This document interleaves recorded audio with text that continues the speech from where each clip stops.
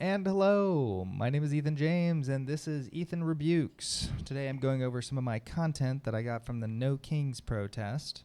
This is Jessica. Jessica was very friendly, very polite, and she definitely had some strong opinions, and she got some things not wrong, and we're just going to go over her statements, okay, without further ado.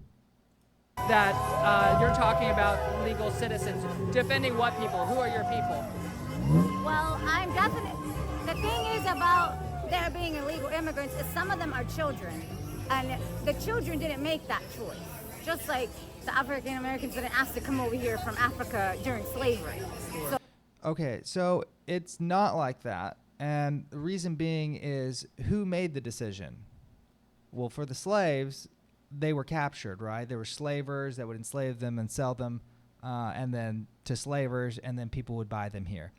The people that made the decision for the children were their parents. So that is the correct answer. So these children are not making that choice. Are they being deported by themselves? The children? Yes. Yes? Some Okay. of them, yes. They're I wasn't sure about this claim, but it's correct.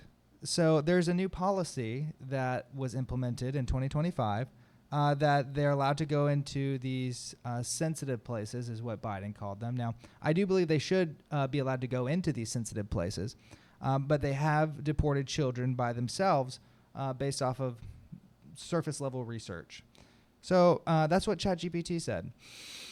So the fact that this is happening is to be expected. Those parents did bring their children in here, and they're getting separated. And as much as I don't like that, I would say it is the parents' fault for coming in illegally and bringing their children. And there's human trafficking. So it's really, some of these people, these children actually don't have any family members there. They're unaccompanied minors. So they were either trafficked in or their parent, really, they all had to have been trafficked in. And if they don't have a sponsor, there's 600,000 unsponsored children. So they do deport them, but it's pretty wild because even if they do get deported, then they'll probably just get mixed up with the cartels again. And there's just no good life over there in Mexico because the government is corrupt. So this is sad. And I believe the way that this is fixed is actually not necessarily through government policy, but through the activism of the church. So I believe that what should happen is the church needs to go on mission in Mexico, protected by the U.S. government as U.S. citizens in the United States. The different denominations should go down to Mexico, create camps, and then start helping the local area, evangelizing, and then ultimately converting, and then overthrowing the corruption in the government. So it should be done through their own people, not through us, but through people that have come to the truth.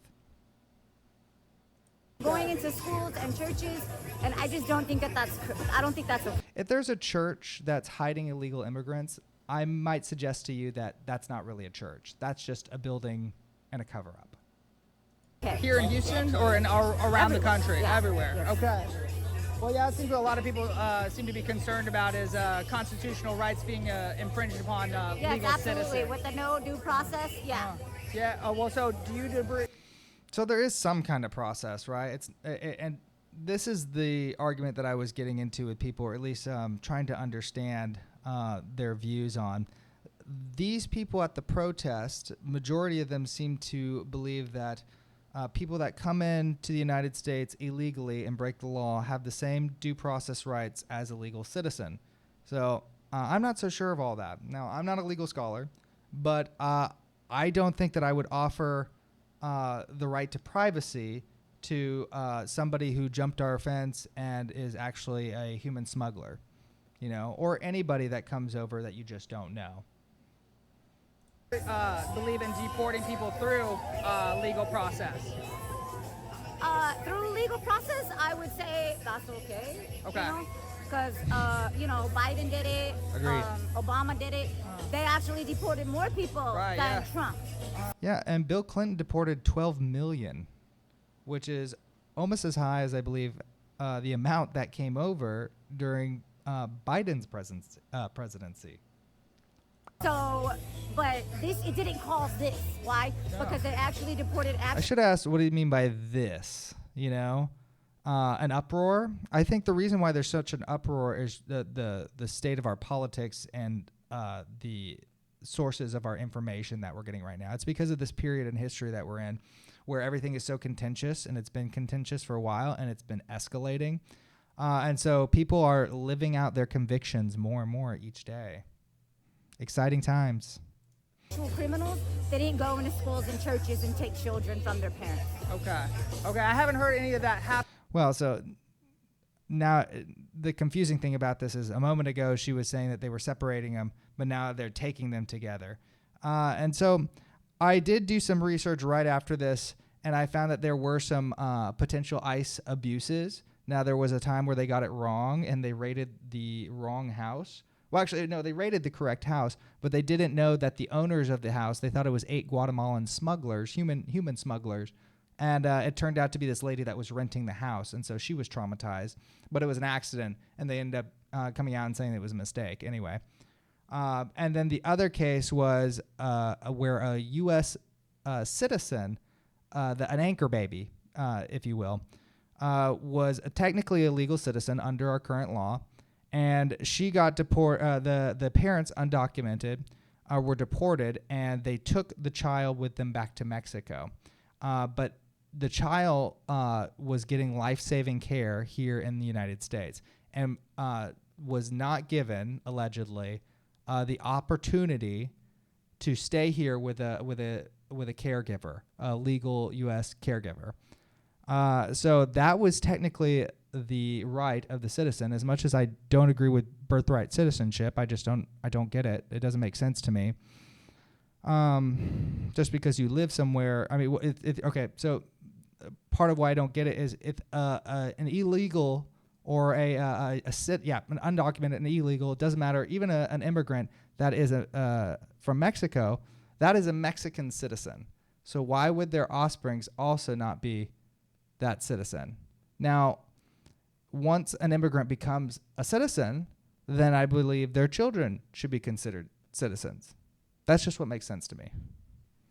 Happening, but I want to do my research, because that's what I'm getting a pull of, like, what people are out here for, what they see and believe. Yeah. And so if you've seen that, then obviously that's horrible. I have not heard or seen any of it. It is horrible whenever children get separated from their parents, but it was their parents' decision to break the law. They were never going to live in peace in a nation that they didn't belong in. It wasn't going to happen. And now that was passed on to their children. So if you want to blame somebody, blame the parents. Or if you really want to blame people, blame your politicians, blame your government in Mexico. Change things. I realize that's dangerous. But what alternative do you have? Bringing it over here? Not going to happen. But I'll take a look at that. Okay. All right, what was your name? It was nice to meet you. Jenny Perez. Jenny Perez. All right. Nice to meet what's you. your name? Ethan James. Nice. And it was very nice to meet you. Did you say Jenny? Jenny Perez. Oh, Jenny. I said Jessica at the start. And it was nice meeting Jessica. And it was nice meeting Jenny. Very polite. We didn't obviously disagree. Or we did disagree, but I kept it pretty agreeable with her, other than pressing on her questions that I thought were weak in her argument, or at least leave unanswered questions. I need to get better at my questioning, of course, and also have my arguments lined up and have my research ready. But that is what I'm doing with this video. So doing my research and then making a response. So there we are. There we have it. Well, thank you very much for watching, and you have a good night, and may the Lord bless you and keep you.